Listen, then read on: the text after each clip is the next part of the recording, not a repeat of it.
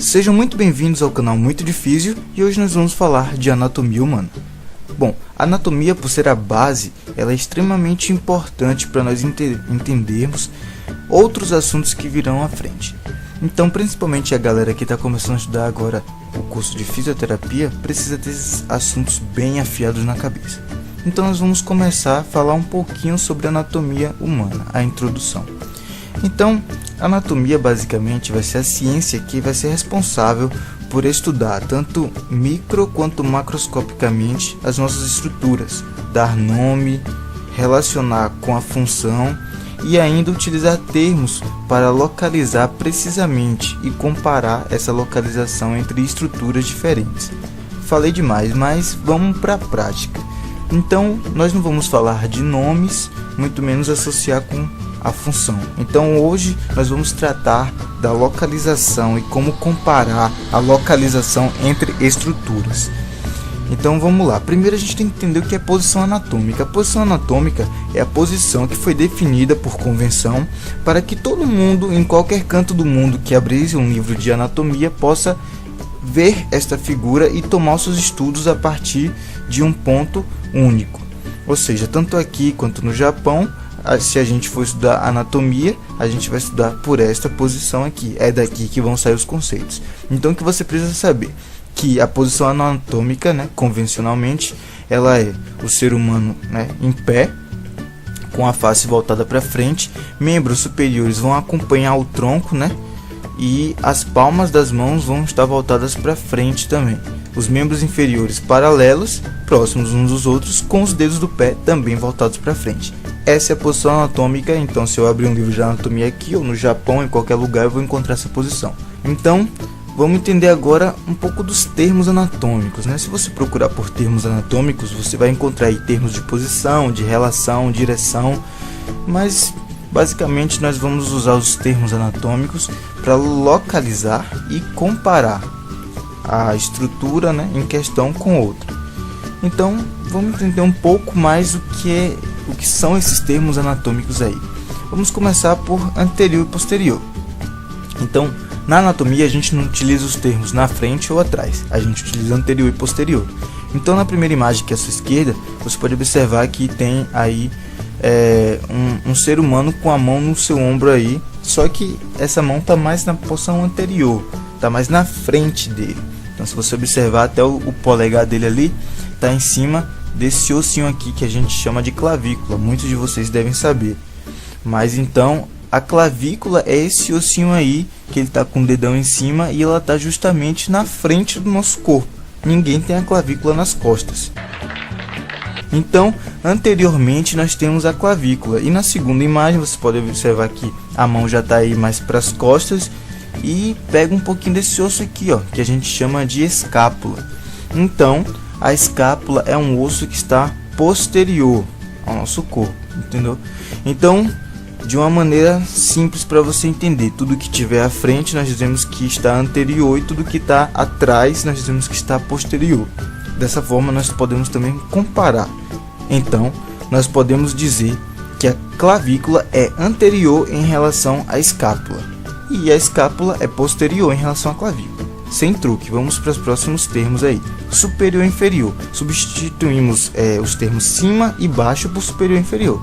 Tudo que está acima, superior. Tudo que está abaixo, inferior. Não tem segredo. Nós temos aí nosso amigo anatômico e aqui está o joelho dele, beleza? Então nós podemos dizer, pela posição anatômica, que o joelho é superior ao tornozelo. Isso é óbvio. Já o quadril, por sua vez, é superior tanto ao joelho quanto ao tornozelo. Se nosso amigo aí tivesse de joelhos, o joelho dele estaria no mesmo nível do tornozelo. Mas, como a posição estudada é a posição anatômica, é essa posição sempre, então o joelho sempre é superior ao tornozelo. Viu a importância da posição anatômica? Então não importa se ele estivesse plantando bananeira de cabeça para baixo. A posição anatômica me diz que o joelho é superior ao tornozelo, assim como o quadril é superior tanto ao joelho como ao tornozelo. Beleza? Aqui nós temos os termos medial e lateral, que nós vamos substituir aí por meio e lado. Mas como é que a gente vai ver esse meio e lado? Tem uma linha imaginária que corta esse cidadão aí no meio. Então vamos colocar essa linha aqui beleza? Então tudo que estiver próximo a essa linha, que é a linha que divide o corpo no meio, vai ser medial, e tudo que estiver mais afastado será lateral. Então, dessa forma nós podemos dizer que o nariz dele é medial em relação ao olho, porque o nariz está mais próximo do meio do que o olho, dessa linha medial. Então tudo que estiver mais próximo do meio é medial, tudo que estiver mais afastado é lateral. Então o nariz é medial em relação ao olho, beleza? Mas nesse outro exemplo aqui nós temos a orelha. A orelha é lateral em relação ao olho, porque ela está mais afastada da linha que divide o corpo no meio. Então, como ela está mais afastada do meio, então ela é lateral. Lateral em relação ao olho e lateral também em relação ao nariz, é óbvio. Assim como o nariz é medial, tanto em relação ao olho quanto em relação à orelha, beleza? Ainda temos os termos proximal e distal, que substituímos aí por perto e longe, beleza? Então, proximal e distal são termos utilizados quando se tem um ponto de referência. Mas digamos que você não tem um ponto de referência. Mas quando você analisa um membro, né, no caso aqui temos um membro superior, vamos analisá-lo. Se você não tem um ponto de referência, o ponto de referência vai ser a conexão entre esse membro e o tronco. Então digamos que é o ombro, porque é a conexão entre o membro superior e o tronco. Tudo que estiver mais perto do ombro é proximal, tudo que estiver mais longe do ombro é distal, porque nosso ponto de referência é o ombro, já que ele é a conexão entre o membro superior e o tronco. Então dessa forma nós podemos dizer que o cotovelo, que é essa articulação aí, é proximal em relação ao punho, porque ele está mais perto do ombro. O cotovelo está mais perto do ombro do que o punho. Então o cotovelo é proximal em relação ao punho. E o punho, por sua vez, é distal em relação ao cotovelo. Tranquilo? Outros termos podem ser utilizados pela anatomia. Por exemplo, homolateral e contralateral. Homolateral é que está no mesmo lado da estrutura que você citou anteriormente. E contralateral é que está do lado contrário, sem segredo. Superficial é aquilo que está mais próximo da superfície do seu corpo. E profundo é o que está mais dentro do seu corpo, né? Sem segredo também. E agora nós vamos entrar nesse assunto que você tem que ter bem nítido na sua cabeça. Não é difícil. Sei que essa imagem aí assusta um pouquinho a galera que está começando, mas vamos com calma.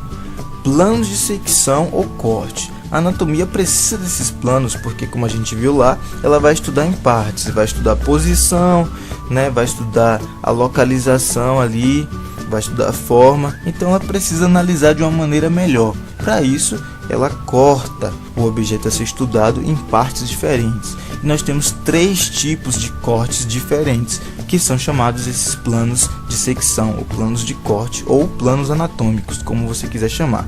O importante é que você saiba quais são esses planos. Então não se assusta com a imagem não, vamos passo a passo com calma. Vamos lá. Plano sagital é o primeiro plano, também chamado de medial. Ele é o plano que vai dividir o objeto a ser estudado em um lado direito e em lado esquerdo. Não tem segredo. O plano sagital ou medial divide o corpo em direito e esquerdo. Ele vai continuar tendo sua porção superior e inferior, vai continuar tendo a sua porção anterior e a sua porção posterior. Mas no caso ele só vai ser o lado direito, não vai ter o lado esquerdo. Então esse é o plano sagital. Assim também nós temos o plano coronal ou frontal. Esse já é diferente. Ele já divide aí o corpo em anterior e posterior, ou seja, a parte da frente e a parte de trás são separadas por este plano. Então ele já é diferente, ele já tem a parte superior e inferior e também já tem a parte direita e a parte esquerda, né? E você vai analisar ou a parte posterior ou vai analisar a parte anterior. E por fim temos o plano transversal, também conhecido como horizontal.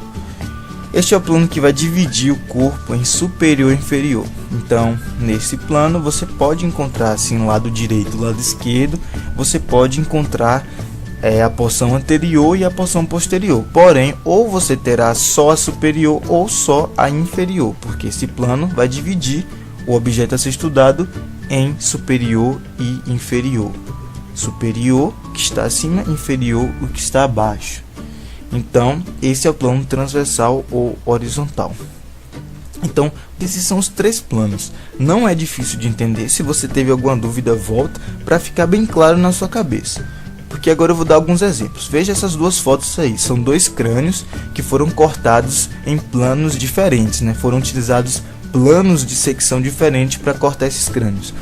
Então, na primeira imagem aí, você está observando um crânio que tem ali a parte dos dentes, tem ali a parte do olho, do nariz, né? E tudo mais. Mas se você perceber bem, você só encontra a porção direita dele. Ele é um crânio que está dividido pela metade, onde ficou só o lado direito. O lado esquerdo não tem mais.